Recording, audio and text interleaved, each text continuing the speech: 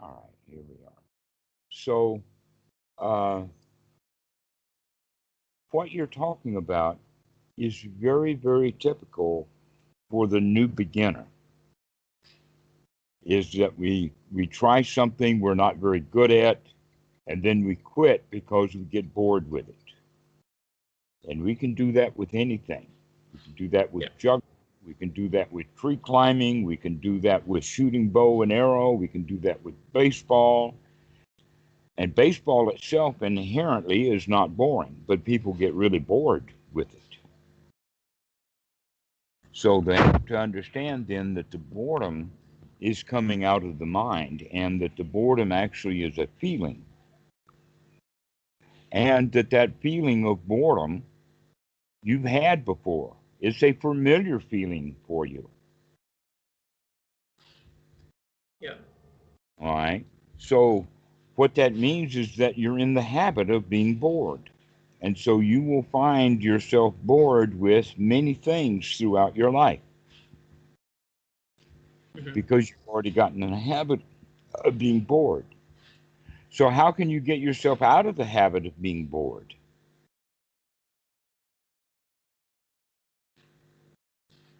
Well, that's something I hope to.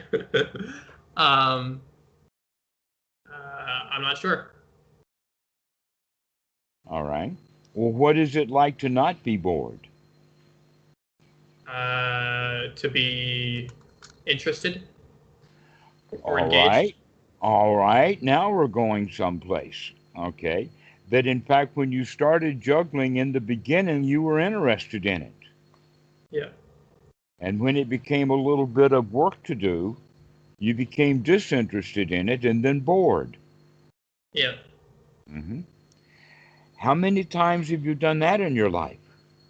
Become interested in it, Pro- huh? Probably thousands. All right.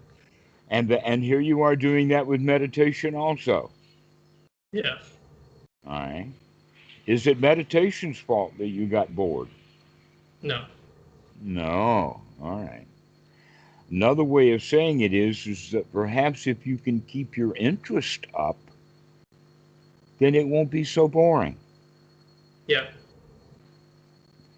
Well, this interest, this enthusiasm, in fact, when interest becomes enthusiasm, then that means that you'll become successful. Why? Because you're enthusiastic about doing it, that you are, in fact, getting some success. That generally boredom comes when you see failure after failure after failure after failure. Hmm. And a lot of people who practice juggling try to do it too hard, too much, and therefore it's too difficult for them. And therefore, because it's too difficult, they get frustrated because they can't do it, and then they become bored with it. But if they would juggle, for instance, get very good at juggling two balls, then adding the third ball will be easier. The example of juggling two balls is you throw this one in the air, and when it's up in the air, you throw this one in the air, and then you catch it in the right hand. Then you throw the right hand ball up, and you catch the left one. And so this is the way to learn to juggle. Trying to juggle with three balls, people get bored and they quit. That's why it's so hard to learn juggling. Actually, juggling is not that hard to learn. It's just that people get bored with it because they keep failing at it. Yeah. And they say that they're failing at it because they're not doing what they want to do. So, in a way, we could say that when anapanasati is practiced correctly, that it's quite a juggling act. The question is, are you going to get successful at it, or are you going to get bored with it? Hmm. The answer is, if you practice correctly, then you'll get some benefit out of it. Now, one of the issues about the Mahasi method, about the noting, that a lot of students miss, and I think it's partly because somewhere along the line of the teaching, one of the key ingredients became downplayed, and so in the next generation it becomes missing completely. And this is the quality of the noting. So let's talk about noting for a moment. And I will use the example of the word not noting, but rather to define it, we'll use the word witness. Okay. Witness has two qualities to it. The first quality of a witness is that they have to see what's going on. They were at the scene of the accident, that they were at the scene of the robbery or whatever. They saw what happened. That's why they're a witness. They were a witness at the scene. Their second kind of witness is the one who, it may be the same person who goes onto the witness stand in court and tells a story about what was seen. Okay. Now let's take that analogy back to our practice of meditation, and the noting that we're looking for is the noting in the sense of seeing it, not in the sense of storytelling about it. So that when we see something, we recognize it for what it is. If it's unwholesome, then we're going to drop it. Now, this is something that the Mahasi method generally doesn't talk about because they keep noting to where what we're doing is we're dropping. We're noting it well and let it pass, drop away. We don't need it anymore. Why? Because we're actually going to cultivate something that we do want. And what is that? We're going to cultivate joy. We're going to cultivate gladdening the mind. So when sati comes, when we wake up, the first thing we do is we do a little investigation. We wake up to see what's going on. What's going on is almost generally that the mind is in hindrance. And we note that. We can see that whatever the mind is doing is probably not the best thing that we could be doing right now. We could be doing something better right now. And we call them hindrances specifically because they hinder us from doing what we want to do. It's basically like this. We're in the habit of being unskillful. We develop that habit throughout our life. And so when it comes time to come out of those habits, it takes a little bit of work. You have to change the way that we're doing things, which means we have to wake up to the little subtleties and then make a change. Everything about the Anapanasati is about change. It's not about noting. Okay? We have to only note it long enough to recognize that this is not appropriate. Let's throw this out and let's bring something that we want to do into the mind instead. And what you're allowing into your mind is boredom. Boredom is, in fact, an old habit, right? You've been bored many times in your life. Yeah. Do you want to continue to be bored with things for your whole life? No. All right. So the time to get rid of the boredom is right now. And not worry about boredom into the future, but can you deal with boredom in this very moment? This is what the Anapanasati, or the waking up, is to wake up to see that, oh, I feel bored. Let me do something new so that I won't feel bored. This is the way that we practice. And that an important point has to do with gladdening the mind. And the way that we can do that is by saying, aha, I see you, boredom.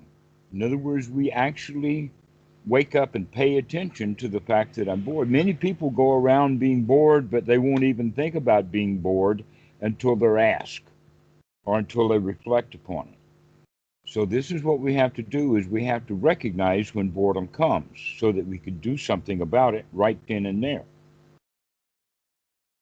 But what you've been doing in the habit of things, the way that you've been doing things, is when you get bored, you stop doing what you were doing before. You don't deal with the boredom. Yeah.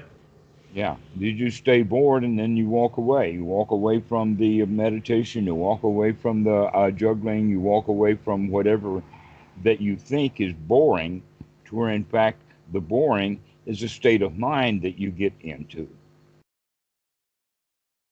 So we need to start watching for that boredom, because that boredom is there now. You mentioned it. That's why, I mean, this is part of the call.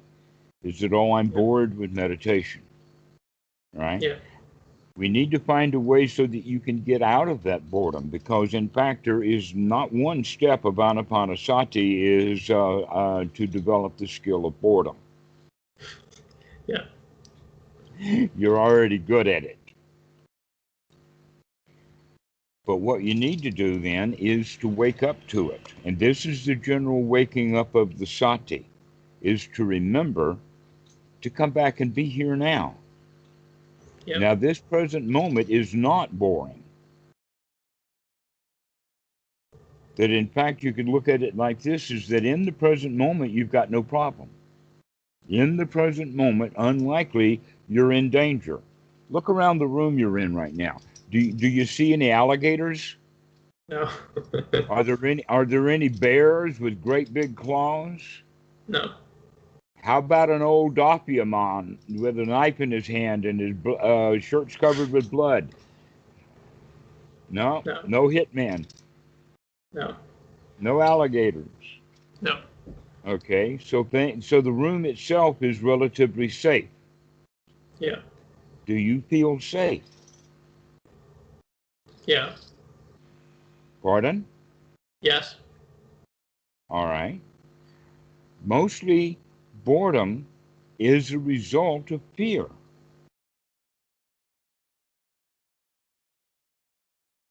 So basically, you could say that when you're bored, that means that at the bottom of the fear that you're bored with, or that you're afraid that you're not getting anywhere. Yeah. Yeah. And so there's more to the boredom than just boredom.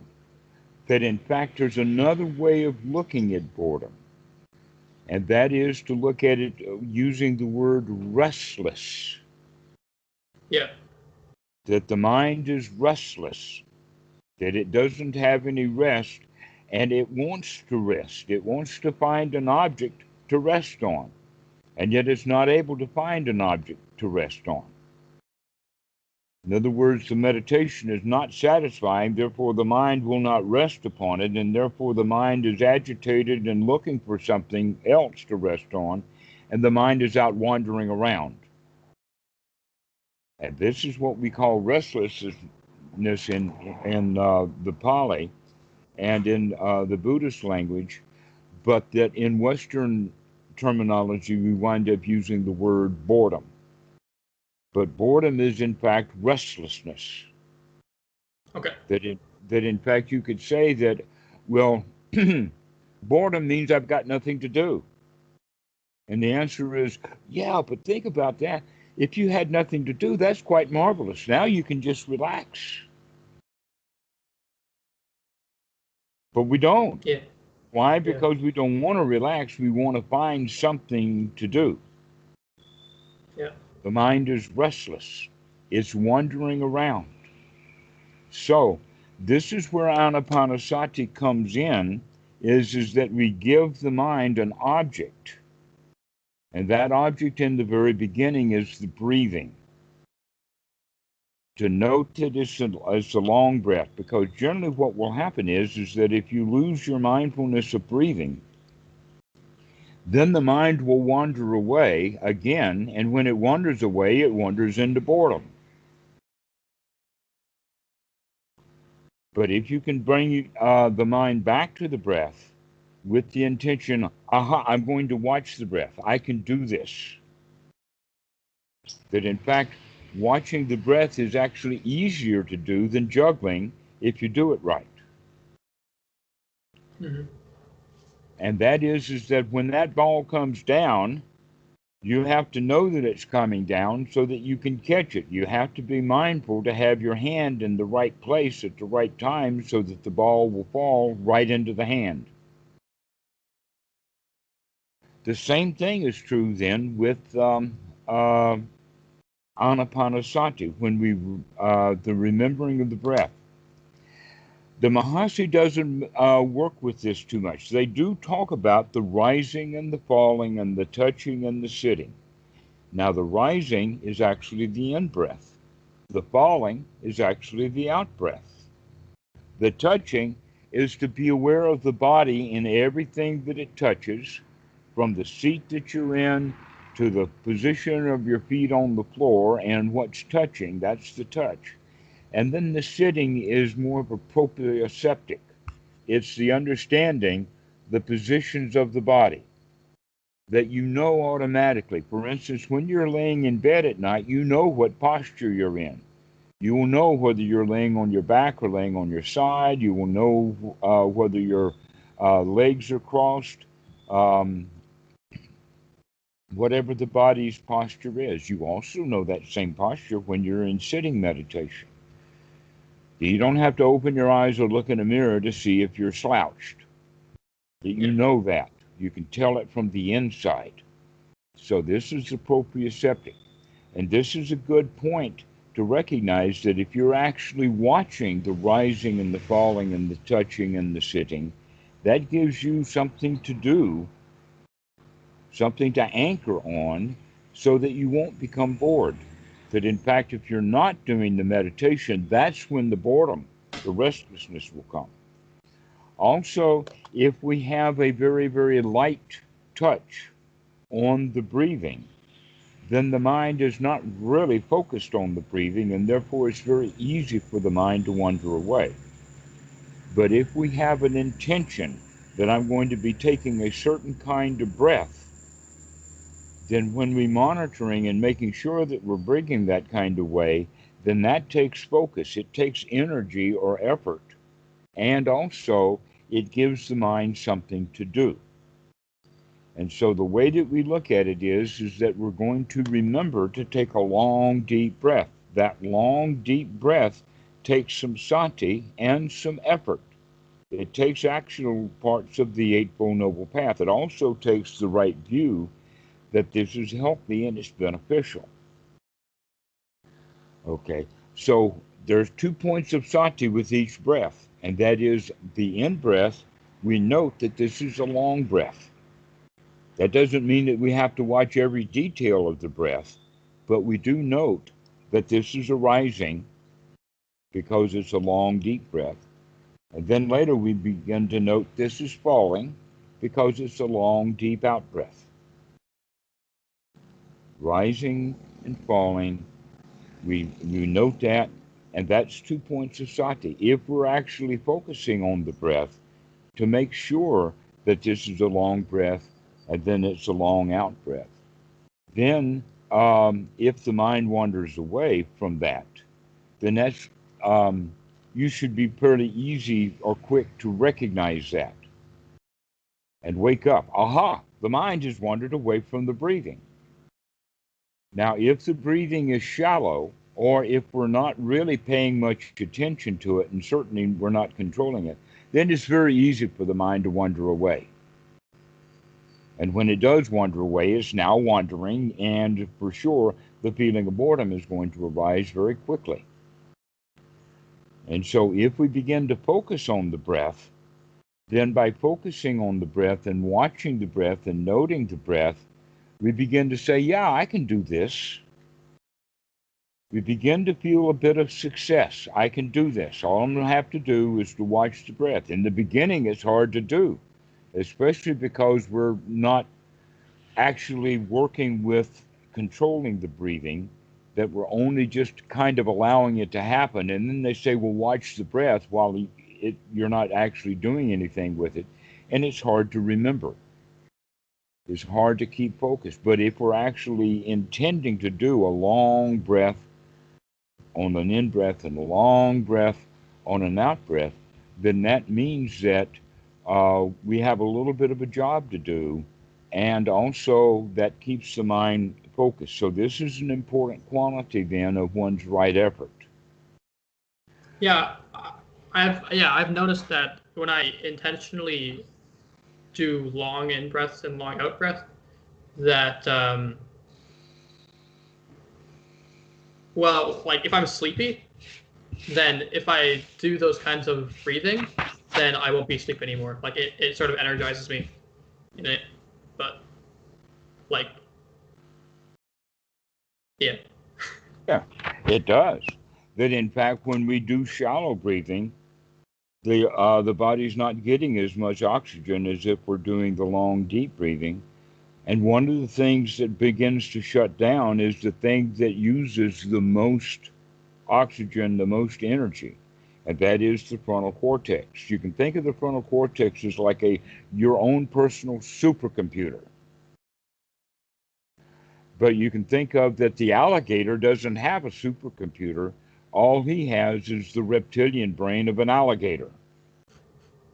And yet that alligator can do everything that you can do, that everything that you can do that an alligator does, you do with your reptilian brain. Seeing, hearing, digesting food, heart pumping, wagging tails, walking, swimming, uh, eating lizards, all kinds of things that the reptilian brain can do. You do it with your own reptilian brain. But you're much more than that. And so the reptilian brain has been designed over literally hundreds of millions of years to be very efficient, very fast. That in the jungle, in the swamp, things are dangerous. And danger can come up very quickly. And so our reaction time has to do with the reptilian brain. How fast can we react to danger? Right? But the frontal cortex has much more to do. It has to actually reason, put things together, and begin to understand. An example of that would be that the alligator does not ever do very well on an SAT. The alligator sometimes can't even get his name spelled right.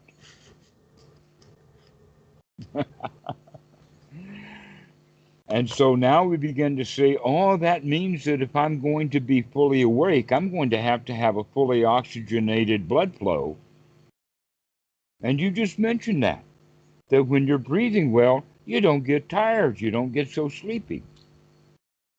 Now, it's also possible that you are breathing well and that you can focus for a while, and then eventually the mind will get tired anyway. The brain will get tired.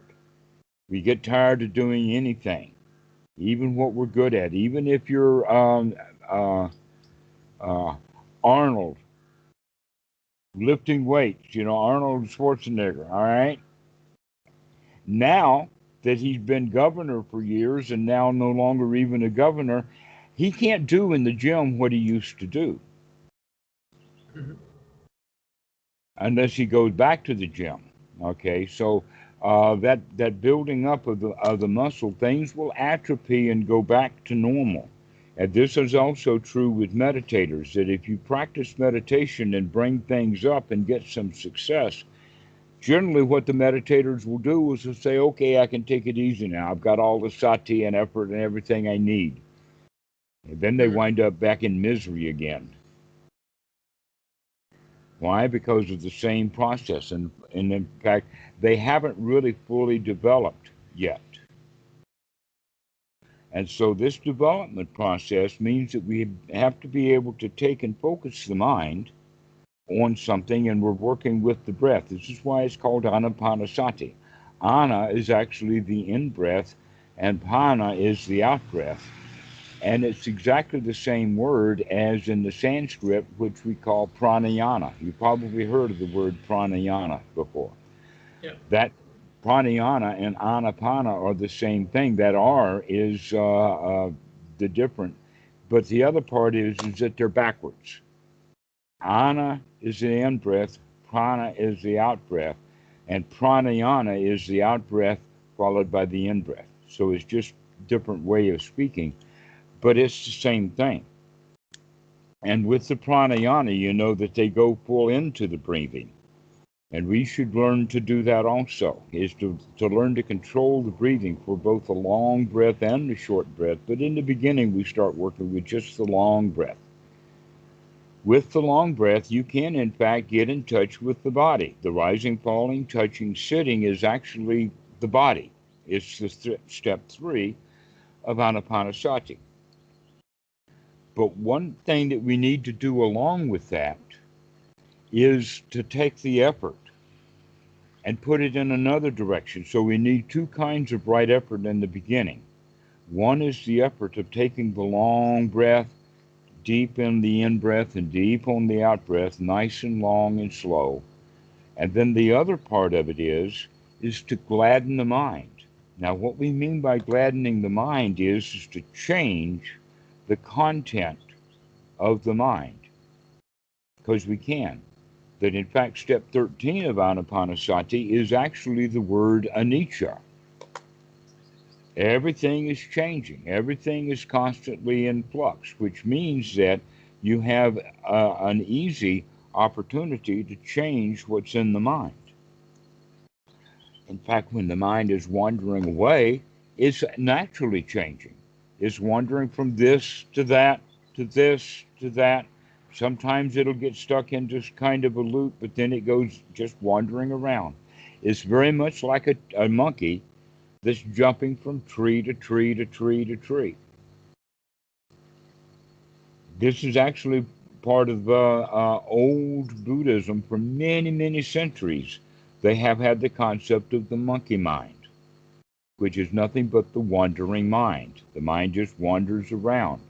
We're going to start to do something new, and in fact, we're going to be focusing it from whatever it wanders around to, and we can just say, I see that the mind is wandering.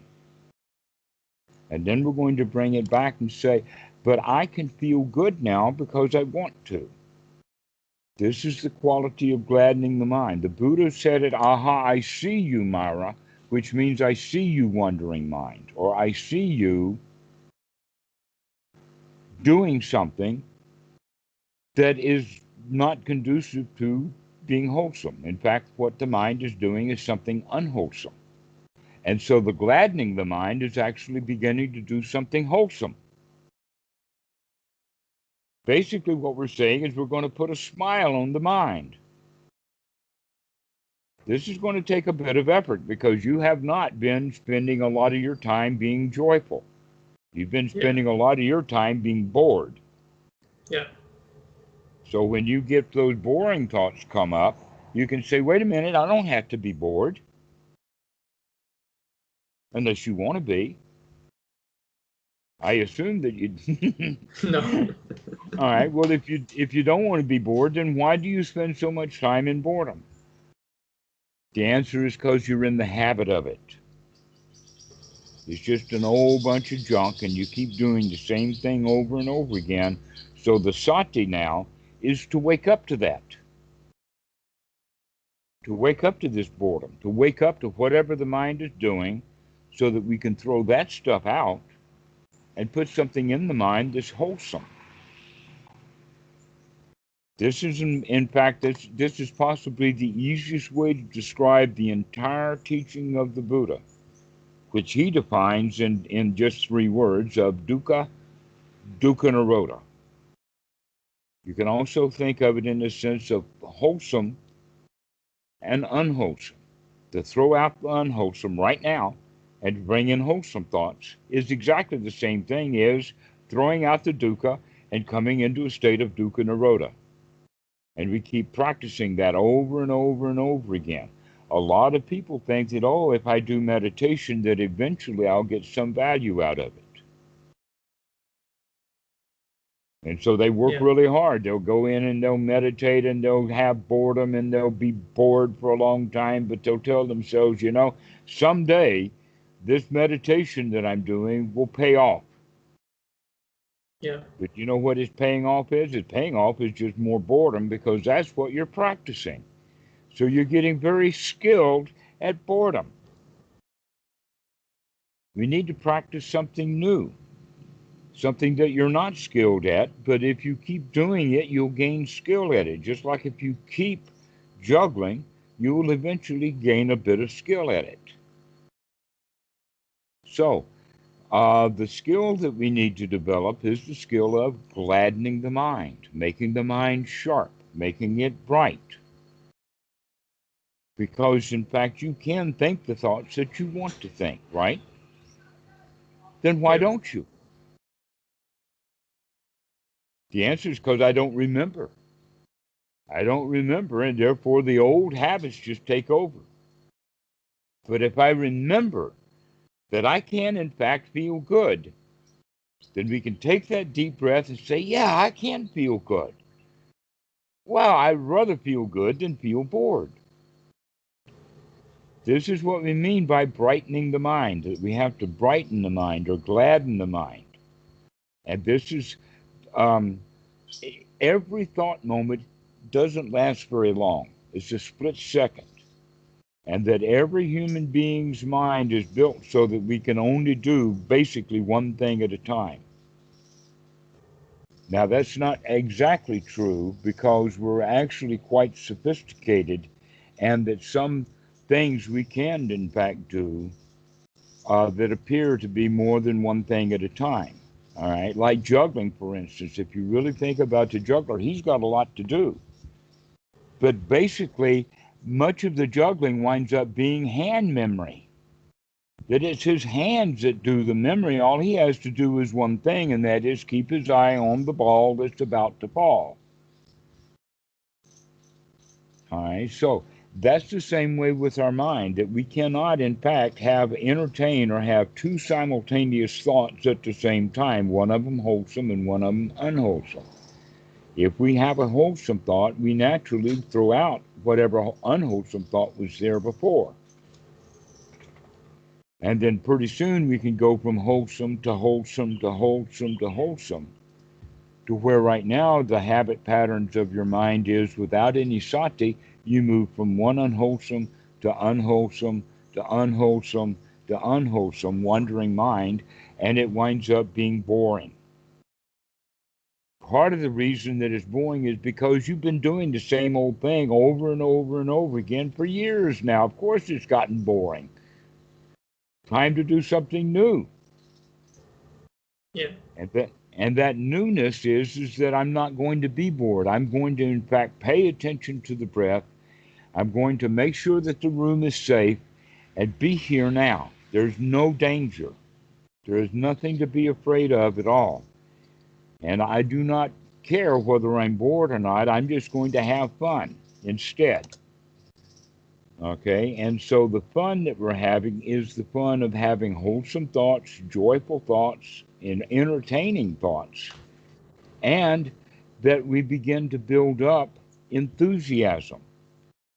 That in fact, enthusiasm is quite the opposite of boredom.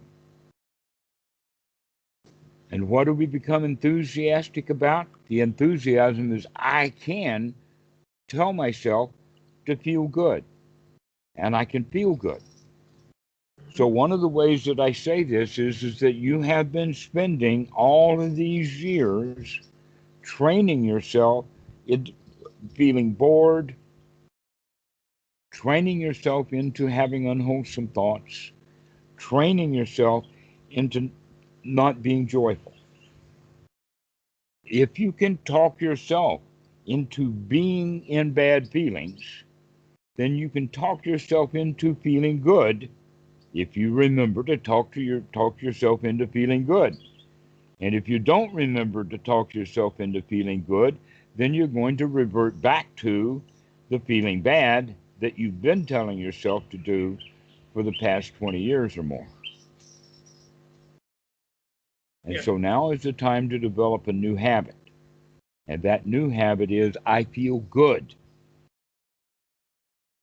And that there are many things that we can do for that. In the Tibetan system, they will use tankas or visual images.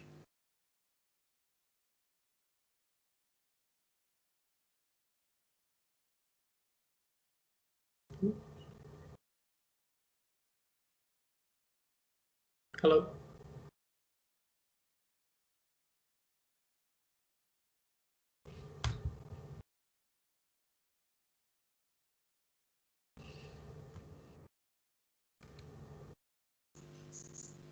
Oh, Oh, you're you're back. coming back. Okay. Yeah. Okay. You cut off at the Tibetans using chankas or visual images. Right.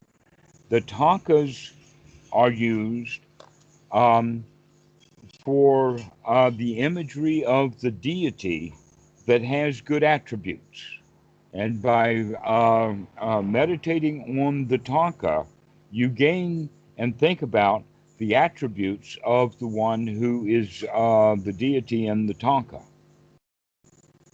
Another way that we can do that is with sounds, that we can actually allow music that is joyful music. And you can give yourself songs to sing that are joyful. An example would be zippity doo dah, zippity yay, oh my, what a wonderful day. All right.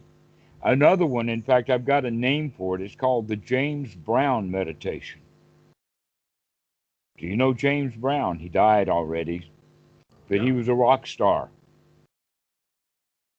And one of the songs he had was, I feel good, da da da da da da, like I knew I would now, da da da da da. I feel good, da da da da da da. All right. So that would be a James Brown meditation. Let's hear you do the James Brown meditation. Let's see how good at you are. Okay. Now. I right now. I feel good. Da, da, da. Okay. Right. So you remember that when you get bored, you can say, I don't have to be bored. I can be James Brown. I can do the James Brown meditation. I can feel good. Yeah. When you're feeling good like that, are you bored? Not No. likely. No. Not at all. All right. So this is how we need to approach it because you see, the boredom doesn't come from the practice of meditation. The boredom comes because that's your habit. And that you can break that habit. But not, don't think of it for the long term, but think of it for just this very moment. Right now, I can change that boredom. If you keep changing it, if you have those right now moments over and over and over again, then you're, first off, you're not going to be bored in that particular moment. But also, you're beginning to change the habit. Now you're spending more and more of your time feeling good. Allow yourself to feel good. That in fact, that's what sukha is the word for. The word sukha is the exact opposite of the Pali word dukkha. And so dukkha and dukkha nirodha, the dukkha nirodha is sukha. And so sukha means pleasure, or it means satisfying, or it means satisfaction. Literally, I feel good, as opposed to I feel bored. Yeah. And so when that feeling of boredom comes, dukkha, we can change that into no, I feel good. I'm going to take a deep breath and I'm going to change my mental attitude that I can do this. But you see, the attitude of boredom also has the attitude of failure, or the attitude of what's the point, or what's the use. And so, a part of Anapanasati, and in fact, a major part of the Eightfold Noble Path, is to develop right attitude. And boring is not right attitude. Boring is, in fact, the attitude of a loser or of a victim. And you're not a victim, you're not a loser. It's time you give yourself credit for the fact that you're a winner. Why are you a winner? Because you can, in fact, take a long, deep breath. That's the point right there. You're not out of control. You can control your breathing. You can control the thoughts in your mind. And the thought that you're going to have is, I feel good. Allow yourself to feel good. Right now, feel good. Take a deep breath and feel good. I see a slight smile. I don't see a really big one. All right, now you're beginning to feel good. Now I got it. Okay. Allow yourself to feel good. This is what we mean by gladdening the mind. Talk yourself into feeling good. This is a really nice day. Look how marvelous it is. Everything is great. The only miserable thing around here is me. And I don't have to be. That I can Yeah. change. That's a major, major point, is that you are not fixed. You see, all the religions and many things in our society teach us that we cannot change. Examples of that is leopards don't change their spots, fruit doesn't fall far from the tree. In religions, it talks about it from the sense of original sin, and that you can't fix yourself. You need a savior. You need a boss. You need an outside authority to tell you how to feel. You can't save yourself. You got to have a savior. This is what religion is all about, right? Guess what? Nobody's going to save you from your own boredom. Only you can do that. And you can. You see, that message that they're giving us from the religions is that you can't change. This is what we get is the idea of an eternal soul or an eternal self. But within the context of the teachings of the Buddha, we recognize that that's not true. That the personality is not fixed. There is no abiding entity or abiding essence in there that prevents you from being changed. So, in fact, we even reinforce that delusion when we say, I am bored. But we make it even worse when you say, it's boring, because that means that we're now giving the inherent quality of boredom to an object, because that's all we can see. But when you recognize, oh no, boredom is just a state of mind that I have gotten myself into the habit of being, but I don't have to be in that state of mind, that I can change. That is the number one teaching. The first important teaching of the Buddha is that you can change. This is, in fact, the whole point of the second noble truth, the cause of suffering. An example of that is the cause of suffering. 2004, in December of 2004, out in the Andaman Sea, there was a tsunami, a big earthquake at sea that caused a tsunami that hit Phuket and killed thousands and thousands of people. Now, the ordinary mindset will say, oh, that tsunami was dukkha. It caused so much damage and killed so many people. But there is actually videos, more than one on YouTube now, that talks about the elephant trainers, because the elephants knew that tsunami was coming, and they all went to the hills. The people didn't. The only people who went to the hills were the elephant trainers, because the elephants, they're going. They know that it's stupid to stay on the beach. So, did the tsunami cause the elephants suffering? No. Why? Because they woke up.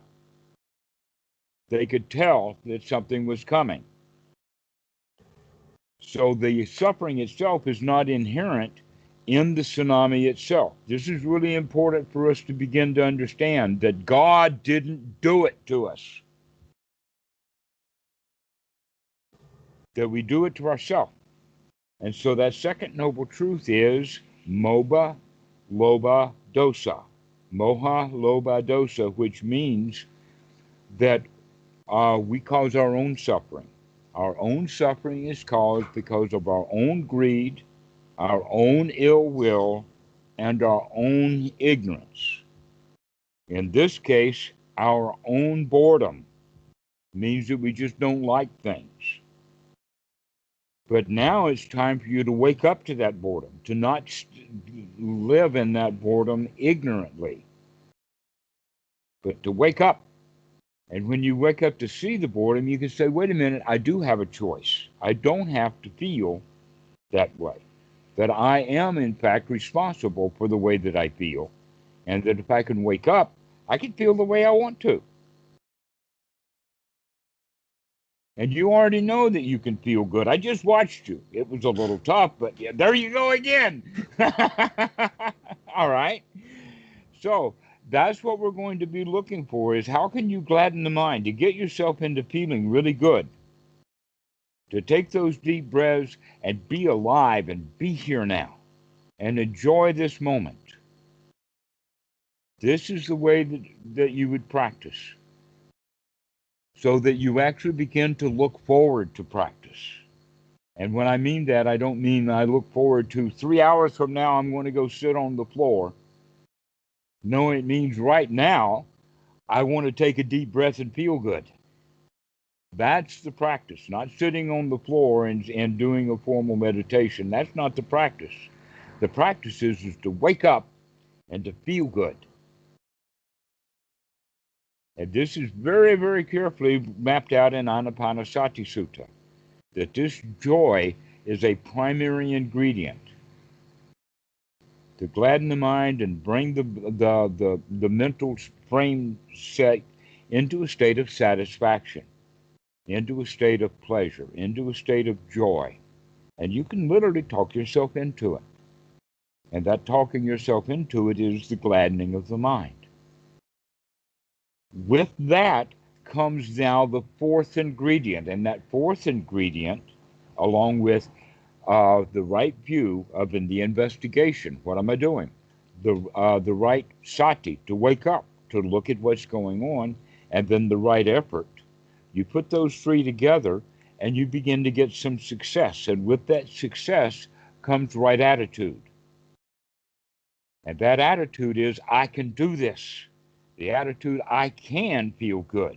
The attitude of, I can be a winner. And so this is also part of the practice, the skill of becoming a champion. The champion of what? The champion of my own deep in-breath right now. I'm the champion here.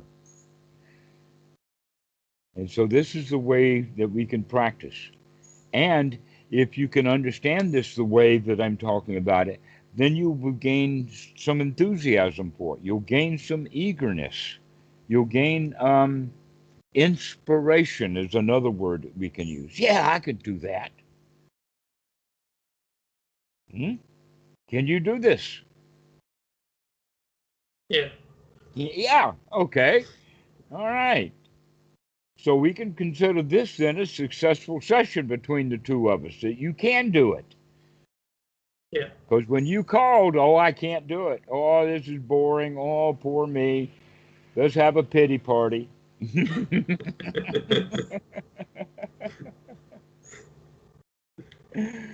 But now we're going to have a real party instead. Okay? All right. Omar, do you have any questions about how to practice now? No,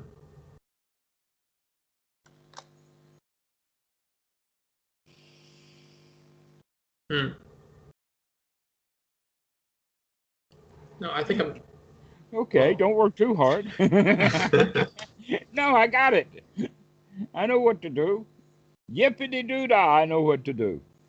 I feel good. That's what I do.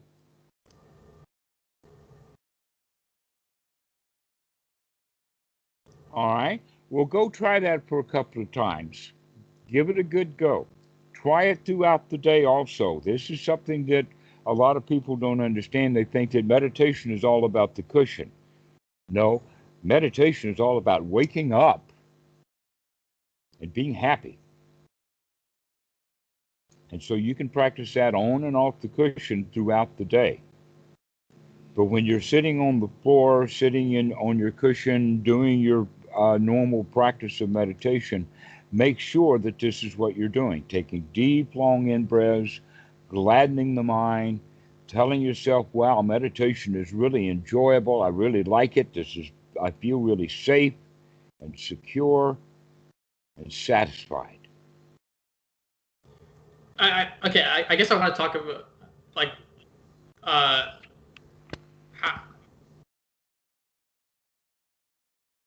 do I say it?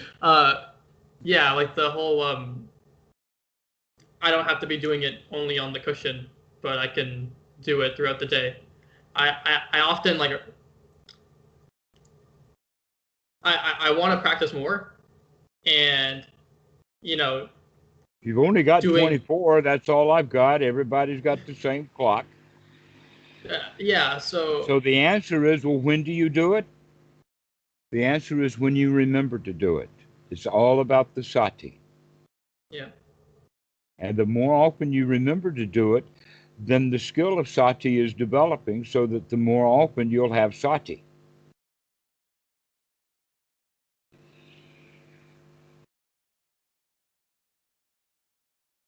So if you want to practice more, practice right now. Yeah. I feel good.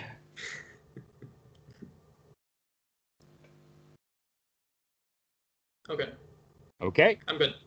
Yeah.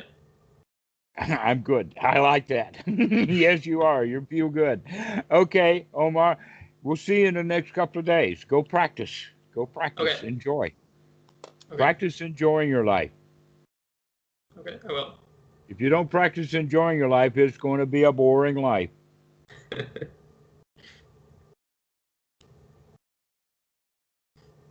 We'll see you later. Yeah. See you. Thank you. Okay, bye-bye. Bye bye.